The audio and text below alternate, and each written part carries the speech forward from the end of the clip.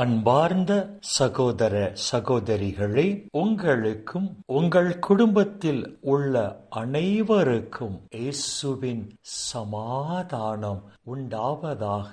ஆமென். அன்பார்ந்த சகோதர சகோதரிகளே, இன்றைய நாளின் தியானத்திற்காக நாம் எடுத்துக்கொண்ட இறை வார்த்தை புனித பவுல் கொரிந்தியருக்கு எழுதிய 2ஆம் திருமுகம் 9ஆம் அதிகாரம் 6வது இறை வார்த்தை. குறைவாக விதைப்பவர் குறைவாக அறுவடை செய்வார், நிறைவாக விதைப்பவர் நிறைவாக அறுவடை செய்வார், இதை தெரிந்து கொள்ளுங்கள் என்று புனித பவுல் எழுதுகிறார். நாம் ஏன் நம்முடைய வாழ்க்கையில் மிகுதியான ஆசீரை பெற்றுக்கொள்ள முடியவில்லை?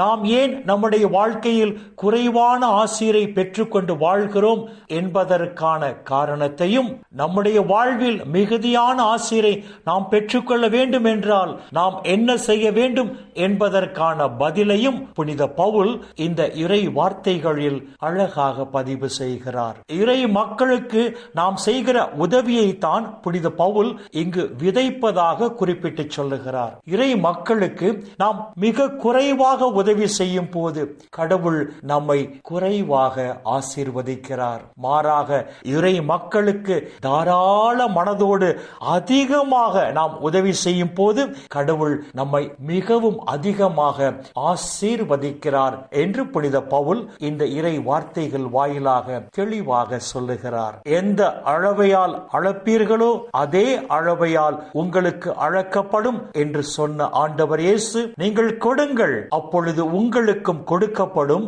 அமுக்கி குலுக்கி சரிந்து விழும்படி நன்றாய் அளந்து உங்கள் மடியில் போடுவார்கள் என்று புனித லூக்கா எழுதிய நற்செய்தி 6ஆம் அதிகாரம் 38ஆம் இறை வார்த்தையில் சொல்வதை நாம் பார்க்க முடியும். நாம் அதிகமாக கொடுக்கும் போது கடவுள் நம்மை அதிகமாக ஆசீர்வதிக்கிறார் என்றும், நாம் குறைவாக கொடுக்கும் போது கடவுள் நம்மை குறைவாகவே ஆசீர்வதிக்கிறார் என்றும், எந்த அளவையால் நாம் அளக்கிறோமோ அதே அளவையால் நமக்கு திரும்ப அளக்கப்படும் என்றும் இந்த இறை வார்த்தைகள் வாயிலாக புனித பவுல் சொல்லுகிறார். அன்பார்ந்த சகோதர சகோதரிகளே, தாராள உள்ளத்தோடு அதிகமாக வறுமையில் வாடும் இறை மக்களுக்கு நாம் உதவி செய்யும் போது கடவுள் நம்மை மிகுதியாக ஆசீர்வதிக்கிறார். இதனால் நாம் எல்லா வகையிலும் செல்வந்தர்களாகி இந்த உலகில் வள்ளல் தன்மை மிகுந்தவர்களாய் விளங்குவோம் என்று புனித பவுல் கொரிந்தியருக்கு எழுதிய 2ஆம் திருமுகம்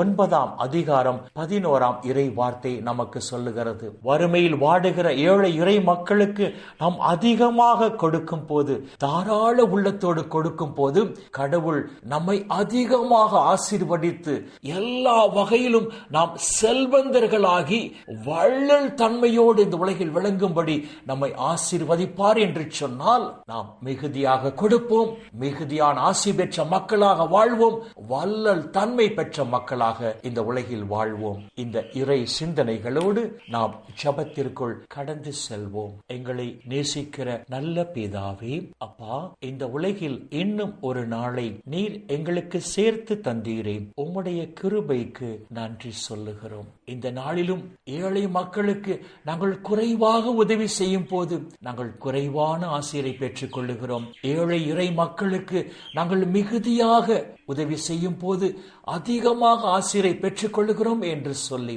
உம்முடைய உயிருள்ள வார்த்தைகள் வாயிலாக எங்களுக்கு எடுத்து சொன்னீரே, அப்பா, உமக்கு நன்றி சொல்லுகிறோம். விண்ணக விருந்தில் பங்கு பெற அழைப்பு பெற்ற நாங்கள் தாராள உள்ளத்தோடு ஏழை இறை மக்களுக்கு அதிகமாக உதவி செய்யும் போது, அப்பா, இந்த உலகிலும் தேவரீர் எங்களை ஆசீர்வதித்து இந்த உலக வாழ்வின் முடிவில் நிலை வாழ்வையும் எங்களுக்கு பரிசாக தருவீராக.